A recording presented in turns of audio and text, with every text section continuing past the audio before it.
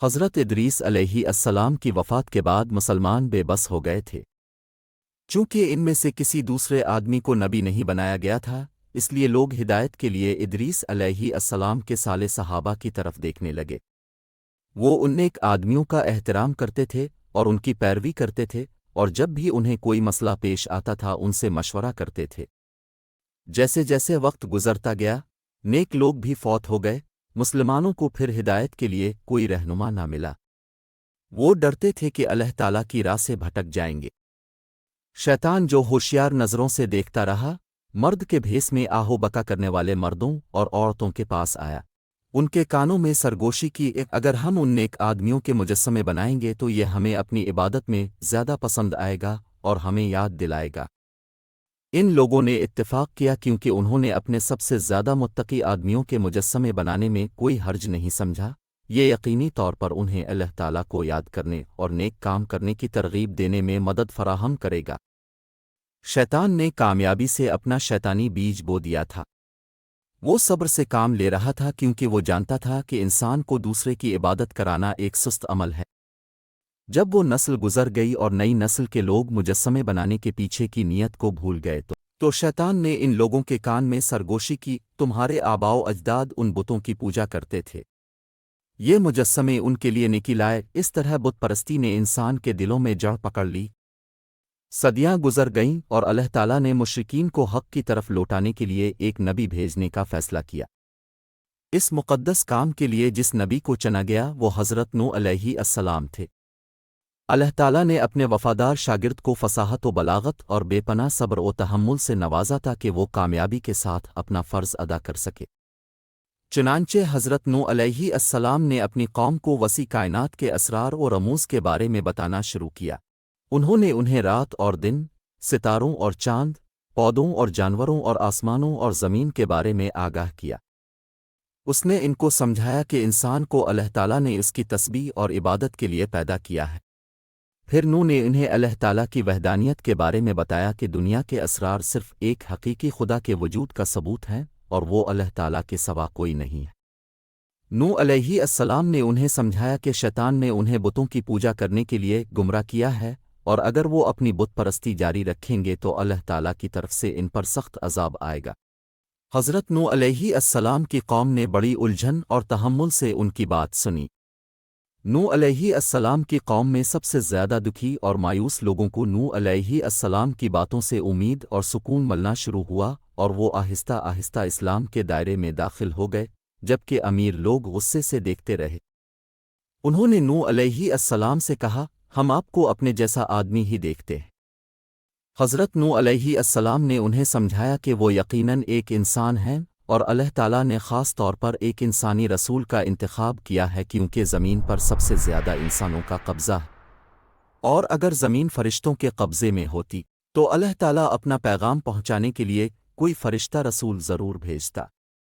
ایک دن شہر کے مالدار لوگ حضرت نوح علیہ السلام کے پاس آئے اور ان سے کہا، سنو نوح، اگر تم چاہتے ہو کہ ہم تم پر ایمان لائیں تو اپنے مومنوں کو چھوڑ دو۔ وہ حلیم اور غریب ہیں، جبکہ ہم اشرافیہ اور امیر ہیں۔ کوئی ایمان ہم دونوں کو شامل نہیں کر سکتا۔ نوح مالداروں کی جہالت سے بخوبی واقف تھا۔ وہ جانتا تھا کہ انہیں یہ سمجھانے کے لیے پرسکون رہنا چاہیے کہ مادیت پرستی اللہ تعالیٰ کے نزدیک بیکار ہے، اور جو کسی کے دل میں ہے جو واقعی اس کے لیے اہمیت رکھتا۔ حضرت نوح علیہ السلام نے انہیں جواب دیا، اے میری قوم، میں اس کے لیے کوئی مال نہیں مانگتا، میرا اجر اللہ تعالیٰ کے سوا کسی پر نہیں۔ میں ان لوگوں کو نہیں نکالوں گا جو ایمان لائے ہیں۔ بے شک وہ اپنے رب سے ملنے والے ہیں، لیکن میں دیکھ رہا ہوں کہ تم لوگ جاہل ہو۔ اے میری قوم، اللہ تعالیٰ کے مقابلے میں کون میری مدد کرے گا اگر میں ان کو نکال دوں؟ کیا تم غور نہیں کرو گے؟ اور میں تم سے یہ نہیں کہتا کہ میرے پاس اللہ تعالیٰ کے خزانے ہیں، اور نہ یہ کہ میں غیب جانتا ہوں، اور نہ میں یہ کہتا ہوں کہ میں فرشتہ ہوں، اور میں ان کے بارے میں یہ نہیں کہتا کہ جن کو تم نیچی نظر سے دیکھتے ہو کہ اللہ تعالیٰ ان کو کوئی بھلائی نہیں دے گا۔ اللہ تعالیٰ جانتا ہے کہ ان کے باطن میں کیا ہے۔ اس صورت میں مجھے یقیناً ظالموں میں سے ہو جانا چاہیے۔ مشرکین غضبناک تھے۔ انہوں نے نوح کی مسلسل تبلیغ اور دلائل کو بہت دیر تک برداشت کیا۔ انہوں نے غصے سے نوح کو للکارا، یہ نوح، تم نے ہم سے جھگڑا کیا اور ہم سے جھگڑے کو طول دے دیا، اب ہم پر لے آؤ جس کی تم ہمیں دھمکی دیتے ہو، اگر تم سچے ہو۔ نوح علیہ السلام نے جواب دیا، تم پر اللہ تعالیٰ ہی عذاب لائے گا، اگر وہ چاہے گا، پھر تم بچ نہیں سکو گے، اور میری نصیحت تمہیں کوئی فائدہ نہیں دے گی، خواہ میں تمہیں نصیحت کرنا چاہوں، اگر اللہ تعالیٰ کی مرضی تمہیں گمراہ کرے۔ وہ تمہارا رب ہے، اور اسی کی طرف تمہیں لوٹ کر جانا ہے۔ کفار، جنہوں نے نوح کے ساتھ صبر کا دامن ہاتھ سے چھوڑ دیا تھا، انہوں نے نوح علیہ السلام کو دین اسلام کی تبلیغ سے ڈرانے کی کوشش میں ان کی توہین کی۔ انہوں نے کہا کہ ہم تمہیں سری گمراہی میں دیکھتے ہیں۔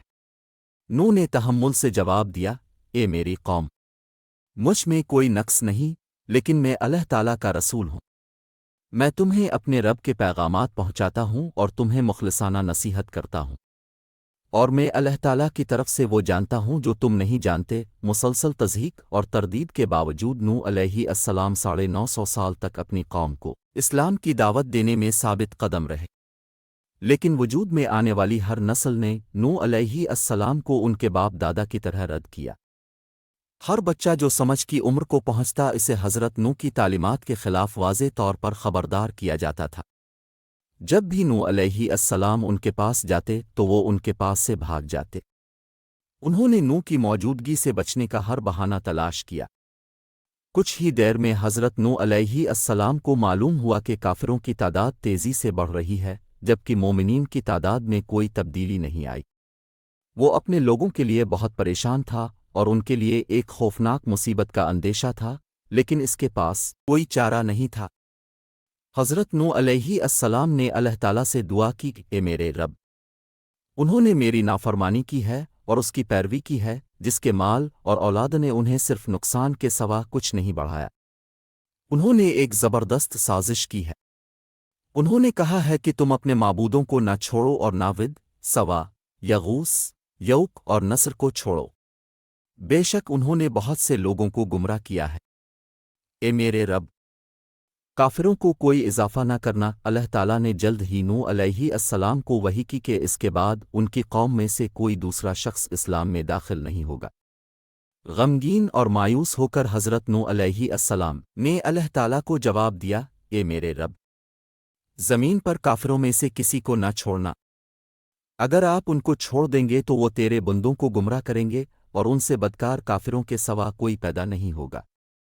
حضرت نوح کی دعا ان کے رب نے قبول فرمائی۔ اپنے حضرت نوح علیہ السلام کو ہدایت کی اور ہماری نظروں کے نیچے اور ہمارے الہام سے کشتی بنائی، اور ظالموں کی طرف سے مجھ سے خطاب نہ کریں۔ شہر کی حدود سے باہر سمندر سے دور حضرت نوح علیہ السلام نے فرشتوں کی مدد اور رہنمائی سے دن رات کشتی بنانا شروع کی۔ لوگوں کے مسلسل طنز کے درمیان کشتی کی تعمیر جاری رہی۔ انہوں نے حضرت نوح علیہ السلام پر طنز کیا اور کہا، اے نوح، کیا کارپینٹر آپ کو نبوت سے زیادہ پسند ہے؟ تم سمندر سے اتنی دور کشتی کیوں بنا رہے ہو؟ کیا آپ اسے پانی کی طرف گھسیٹنے جا رہے ہیں یا ہوا اسے آپ کے لیے لے جائے گی؟ حضرت نوح علیہ السلام نے جواب دیا، تم جان جاؤ گے کہ کون ذلیل و خوار ہوتا ہے۔ اس کے بعد اللہ تعالیٰ نے نوح علیہ السلام کو ہدایت کی کہ جب ان کے گھر کا تنور پانی ابلنے لگے تو مومنین کو جمع کر کے کشتی میں سوار ہونا، کیونکہ یہ سیلاب کے آغاز کی پہلی علامت ہے جو کافروں کو تباہ کر دے گی۔ کچھ ہی دیر بعد وہ خوفناک دن طلوع ہوا جب حضرت نوح علیہ السلام کے گھر کے تنور سے پانی نکلنے لگا۔ نوح جانتا تھا کہ اب کشتی پر سوار ہونے کا وقت آ گیا ہے۔ نوح علیہ السلام مومنین کے ساتھ جانوروں، پرندوں اور حشرات الارض کے جوڑے بھی ساتھ لے گئے۔ جن لوگوں نے نوح علیہ السلام کے عجیب و غریب رویے کو دیکھا وہ دوبارہ ہنسنے لگے۔ نوح یقیناً سر سے نکل گیا ہوگا، وہ جانوروں کے ساتھ کیا کرنے جا رہا ہے۔ کچھ ہی دیر میں غضبناک آسمان سے موسلا دھار بارش برسنے لگی اور زمین کے ہر شگاف سے پانی بہنے لگا۔ پانی کی سطح آہستہ آہستہ بلند ہونے لگی اور سمندروں نے زمین کو فتح کر لیا۔ کبھی خشک زمین اب پہلی بار مکمل طور پر پانی میں ڈوبی ہوئی تھی۔ نوح علیہ السلام نے اس خوفناک آفت کا مشاہدہ کیا جو ان کی قوم پر نازل ہوئی تھی۔ وہ جانتا تھا کہ کافروں کو اللہ تعالیٰ کے غضب سے بچنے کا کوئی امکان نہیں ہے۔ کافروں میں حضرت نوح کی بیوی اور بیٹا بھی تھے جنہوں نے ان کی کشتی میں سوار ہونے سے انکار کر دیا۔ نوح علیہ السلام نے اپنے بیٹے کو مایوسی سے پکارا، اے میرے بیٹے، ہمارے ساتھ سوار ہو جا اور کافروں میں شامل نہ ہو۔ نوح کے جاہل بیٹے نے جواب دیا، میں پہاڑ پر جاؤں گا، یہ مجھے پانی سے بچائے گا۔ نوح نے جواب دیا، آج اللہ تعالیٰ کے حکم سے کوئی بچانے والا نہیں سوائے اس کے جس پر وہ رحم کرے۔ کچھ ہی دیر میں نوح کا بیٹا پانی کے لہروں کی لپیٹ میں آ گیا جو دوبارہ کبھی نظر نہیں آیا۔ جب ہر ایک کافر ہلاک ہو گیا تو اللہ تعالیٰ نے آسمانوں اور زمین کو حکم دیا کہ اے زمین اپنا پانی نگل لے، اور اے آسمان اپنی بارش روک۔ آسمان فوراً صاف ہو گیا اور زمین پر سورج چمکنے لگا۔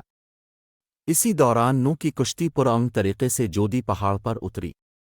اللہ تعالیٰ نے اپنے نبی علیہ السلام کو حکم دیا، اے نوح، ہماری طرف سے سلامتی سے کشتی سے اتر جا، اور برکتیں آپ پر اور آپ کے ساتھ رہنے والوں پر، جیسا کہ ہدایت کی گئی تھی۔ حضرت نوح مومنین کے ساتھ کشتی سے اترے، بچائے گئے جانوروں، پرندوں اور حشرات الارض کو سبزہ زار پر چھوڑ دیا۔ حضرت نوح نے اپنی پیشانی زمین پر رکھ کر اپنے رب کو سجدہ کیا اور اس کی رحمتوں اور نعمتوں کا بے حد شکر ادا کیا۔